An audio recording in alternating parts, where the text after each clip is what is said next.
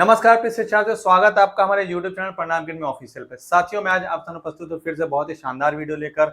और जैसा कि हमारी टीम लगातार रैपिड फायर सीरीज चला रही है और उसी श्रृंखला में जो आपकी क्लासेस हैं आज से स्टार्ट जो हो रही है वो भारत की राज्य व्यवस्था स्टार्ट हो रही है। इससे पहले हमारे चैनल पे हिस्ट्री की क्लासेस हो चुकी हैं, बहुत ही शानदार क्लासेस, आप जाकर उसको जरूर देखिएगा। और आज जो आपकी क्लास होने वाली है वो भारत की राज्य व्यवस्था की होने वाली है। और जो आपका पहला टॉपिक है वो संघ तथा उसका राज्य क्षेत्र है, जो आर्टिकल नंबर 1 से लेकर 4 तक में है, भाग 1।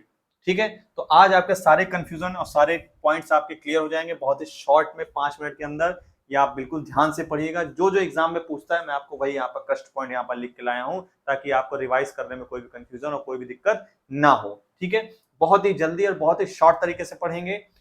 तो आर्टिकल नंबर 1 से लेकर 4 तक की बात करता है।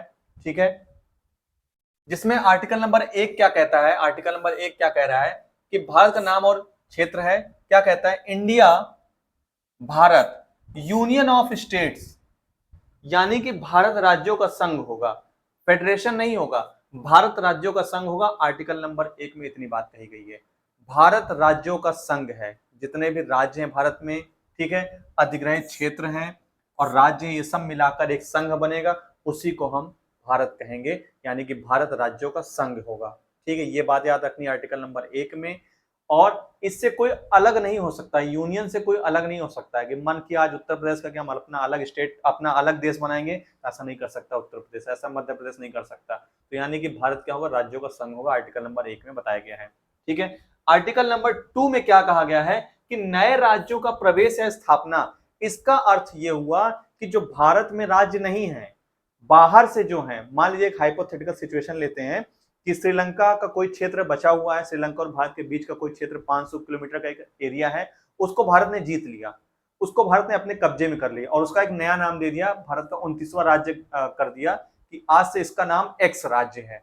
तो वो जो राज्य भारत में शामिल होगा वो किसके अंतर्गत होगा? आर्टिकल नंबर 2 के अंतर्गत। यानी कि भारत में जो अस्तित्व में नहीं है राज्य पहले से, और बाहर से नए राज्यों का गठन किया जा रहा है, बाहर से किसी क्षेत्र को जीतकर या बाहर से किसी क्षेत्र को मिलाकर एक नए परिक्षेत्र का, नए राज्य का गठन किया जाता है, तो ये आर्टिकल नंबर 2 के अंतर्गत किया जाता है। ठीक है, आर्टिकल नंबर 3 में जैसे एग्जांपल यहां पर दिया, सिक्किम को भारत में मिलाया गया था, कब मिलाया गया? तो 1975 में। ठीक है, इंपॉर्टेंट पॉइंट क्या रखना है कि मुख्य रूप से विदेशी क्षेत्र को शामिल करने हो, तो विदेशी मतलब जो अपने देश का नहीं है, जो हमारे देश में पहले से नहीं है, जो बाहर का, उसको अपने देश में शामिल करेंगे आर्टिकल नंबर 2 के हिसाब से। ठीक है, आर्टिकल नंबर 3 में क्या कह रहा है कि राज्यों का गठन या पुनर्गठन।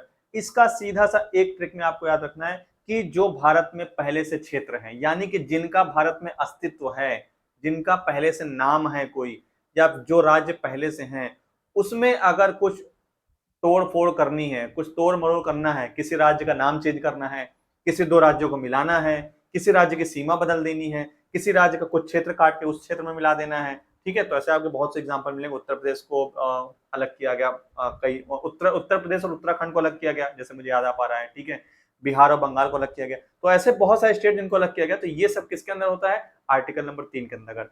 तो आर्टिकल नंबर 2 और आर्टिकल नंबर 3 में आपको कंफ्यूजन हमेशा होता था, तो आज कंफ्यूजन आपका दूर हो जाएगा।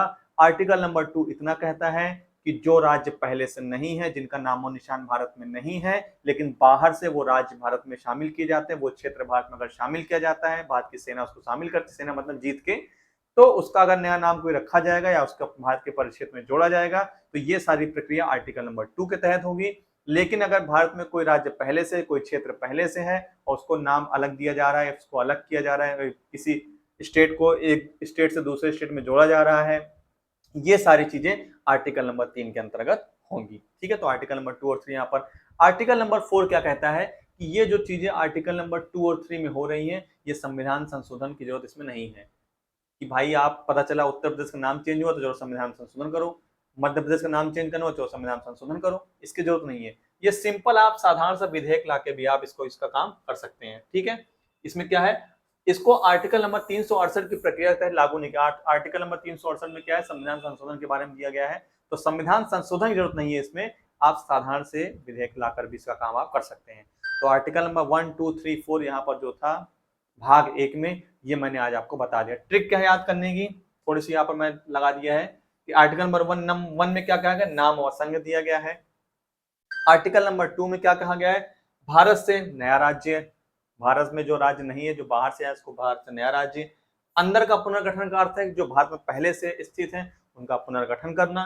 चौथे में क्या है कि साधारण कानून, यानी कि संविधान संशोधन की यहाँ पर जरूरत नहीं है, साधारण कानून से भी इसका काम हो सकता है। तो आर्टिकल नंबर 1 to 4 यहाँ पर मैंने आपको बता दिया। एक दो क्वेश्चन जो आते हैं कि भारत क्या है, तो भारत राज्यों का संघ है, एक यहाँ से क्वेश्चन आता है। दूसरा क्वेश्चन आता है कि आर्टिकल 2 और 3 में यहाँ कंफ्यूजन होती है, तो वो आपको मैंने यहाँ पर क्लियर कर दिया।